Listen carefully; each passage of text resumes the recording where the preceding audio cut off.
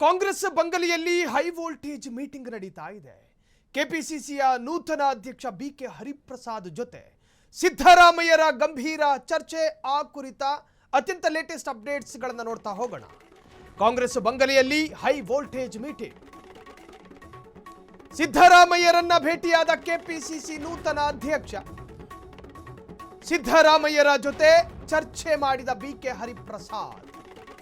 ಸಚಿವರ ಪಟ್ಟಿ ಫೈನಲ್ ಹೊತ್ತಲ್ಲೇ ನಾಯಕರ ಭೇಟಿ.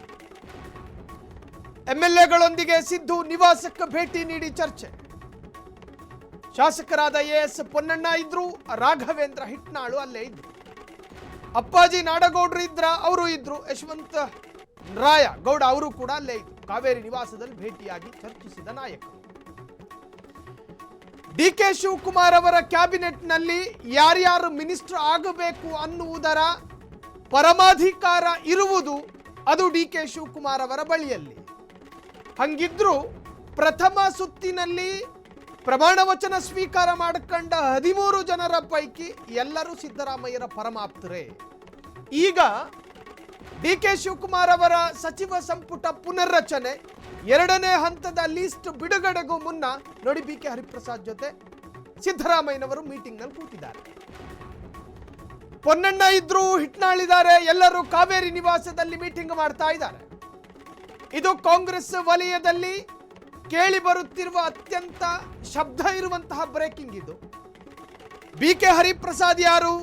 ಸ್ಟೇಟ್ ಕಾಂಗ್ರೆಸ್ನ ಅಧ್ಯಕ್ಷರು. ಸಿದ್ದರಾಮಯ್ಯನವರು ಯಾರು? ಮಾಜಿ ಮುಖ್ಯಮಂತ್ರಿ. ಪೊನ್ನಣ್ಣ ಯಾರು? ಸಿದ್ದರಾಮಯ್ಯರ ಪರಮಾಪ್ತರು ಅಷ್ಟೇ ಯಾಕೆ ಸಲಹೆಗಾರ. ಹಿಟ್ನಾಳು ಜೊತೆಗಿದ್ದಾರೆ, ಅಪ್ಪಾಜಿ ನಾಡಗೌಡರು ಅಲ್ಲೇ ಇದ್ದಾರೆ. ಇವತ್ತು ಬಿಕೆ ಹರಿಪ್ರಸಾದ್ ಜೊತೆ ಸಿದ್ದರಾಮಯ್ಯನವರು ಗಂಭೀರ ವಿಚಾರವನ್ನೇ ಚರ್ಚೆ ಮಾಡೋದಕ್ಕೆ ಹೋದಂಗೆ ಕಾಣ್ತಾ ಇದೆ. ಮುಂದಿನ ಅಪ್ಡೇಟ್ಸ್ಗಳಲ್ಲಿ ಬೇರೆ ಬೇರೆ ಡೆವಲಪ್ಮೆಂಟ್ಗಳು ಗೊತ್ತಾಗ್ತವೆ. ಆದರೆ ಅತಿ ಶೀಘ್ರದಲ್ಲೇ ಪುನರ್ರಚನೆ ಆಗೋದಂತೂ ಸತ್ಯ. ಆದರೆ ಆ ಪಟ್ಟಿಯಲ್ಲಿ ಯಾರ್ಯಾರ ಹೆಸರು ಇರಬೇಕು? ಮಾಗಡಿ ಶಾಸಕ ಬಾಲಕೃಷ್ಣ ಅವರ ಹೆಸರು ಇರುತ್ತೆ ಅನ್ನೋ ಒಂದು ಚರ್ಚೆ. ಕುಣಗಲ್ ಶಾಸಕ ಆತನ ಹೆಸರು ಇರಬಹುದು ಅನ್ನುವಂಥ ವಾದ. ಈ ಎಲ್ಲದರ ನಡುವೆ ಇನ್ನಿರೋದು 20 ಖಾತೆ ಯಾರಿಗೆ ತಾನೇ ಹಂಚೋದಕ್ಕೆ ಸಾಧ್ಯ? ಡಿಕೆ ಶಿವಕುಮಾರ್ ಅವರ ಪರಮಾಪ್ತ ಬಳಗಕ್ಕೆ ಹಂಚೋದ? ಸಿದ್ದರಾಮಯ್ಯನವರು ಬೊಟ್ಟು ಮಾಡಿದವರಿಗೆ ಮಿನಿಸ್ಟರ್ ಗಿರಿ ಅಂತ ತೋರಿಸೋದ? ನೋಡಿ, ಸಚಿವ ಸ್ಥಾನಕ್ಕಾಗಿ ಅಪ್ಪಾಜಿ ನಾಡಗೌಡ ಲಾಬಿ. ಸಿದ್ದರಾಮಯ್ಯರನ್ನ ಭೇಟಿಯಾದ ಎಂಎಲ್ಎ ಅಪ್ಪಾಜಿ ನಾಡಗೌಡ, ಮಾಜಿ ಮುಖ್ಯಮಂತ್ರಿ ಭೇಟಿ. ಕಾವೇರಿ ನಿವಾಸದಲ್ಲೇ ಭೇಟಿಯಾಗಿ ಮಂತ್ರಿಗಿರಿಯ ಬಗ್ಗೆ ಚರ್ಚೆ. ಮತ್ತೊಂದು ಕಡೆ ನಾಡಗೌಡ ಪರ ಬೆಂಬಲಿಗರಿಂದಲೂ ಲಾಬಿ ನಡೀತಾ ಇದೆ. ಕೆಪಿಸಿಸಿ ಕಚೇರಿಯ ಬಳಿ ಪ್ರೊಟೆಸ್ಟ್ ನಡೆಸಿದ ಬೆಂಬಲಿಗರು. ಇದಕ್ಕಿಂತ ದೊಡ್ಡ ಬೆಳವಣಿಗೆ ಮತ್ತೊಂದಿಲ್ಲ ರಾಜಕೀಯ ವಲಯದಲ್ಲಿ. ಸಚಿವ ಸಂಪುಟ ಪುನರ್ರಚನೆ ಅನ್ನೋದಿದೆಯಲ್ಲ, ಅದು ಹೂವಿನ ಹಾಸಿಗೆ ಖಂಡಿತ ಅಲ್ಲ. ಕರ್ನಾಟಕದ ರಾಜಕಾರಣವನ್ನ ಬಲ್ಲವರು ಹೇಳ್ತಾರೆ, ಅದು ಮುಳ್ಳು ತಂತಿಯ ಹಾಸಿಗೆ ಇದ್ದ ಹಾಗೆ. ಅದನ್ನ ನಿಭಾಯಿಸಿ ಹೋಗಬೇಕಾಗಿರುವ ಸಿಎಂ ಸ್ಥಾನದಲ್ಲಿ ಕೂತ್ಕೊಂಡವರಿಗೆ ಇದನ್ನು ನಿಭಾಯಿಸೋದಿದೆಯಲ್ಲ, ಅತಿ ದೊಡ್ಡ ಹಾರಿಬಲ್ ಚಾಲೆಂಜ್. ಮುಳ್ಳಿನ ಪೊದೆಯಲ್ಲಿ ಜಾಮಾದ ಮೊಲದಂತೆ ಹೊರಗೆ ಬರಬೇಕು. ಮೃದುಲವಾದ ದೇಹ ಇಟ್ಕೊಂಡಿರೋ ಮೊಲ ಆ ಮುಳ್ಳು ತಂತಿಗಳನ್ನೆಲ್ಲ ಬಿಡಿಸಿ ಹೊರ ಬರೋದು ಹೇಗೆ? ಜಾತಿ ಕಾಂಬಿನೇಷನ್ ನೋಡಬೇಕು. ಜ್ಯೇಷ್ಠತೆ, ಸೀನಿಯಾರಿಟಿಯನ್ನು ನೋಡಿ ಮಂತ್ರಿ ಸ್ಥಾನ ಕೊಡಬೇಕು.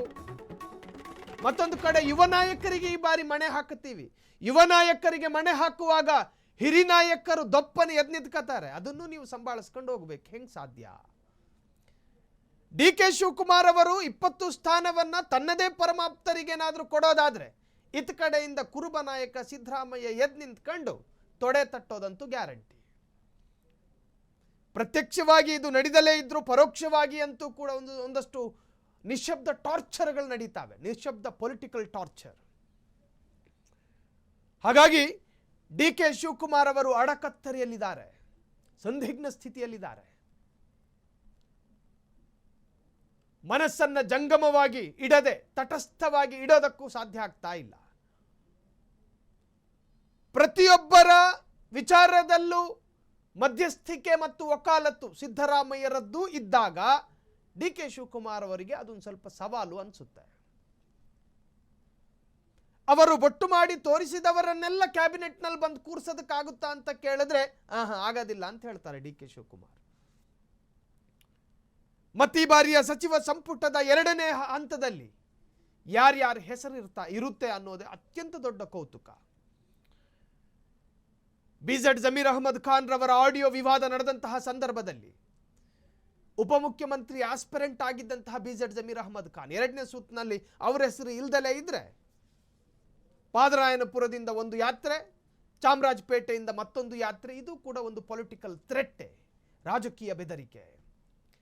ಈ ಎಲ್ಲವನ್ನ ಮನಗಂಡು ಸೂಕ್ಷ್ಮತೆಗಳನ್ನು ಅರ್ಥ ಮಾಡ್ಕೊಂಡು ಈ ಬಾರಿ ಕ್ಯಾಬಿನೆಟ್ ರಚನೆ ಆಗುತ್ತಾ ಮುಂದಕ್ಕೆ ಕಾದು ನೋಡೋಣ.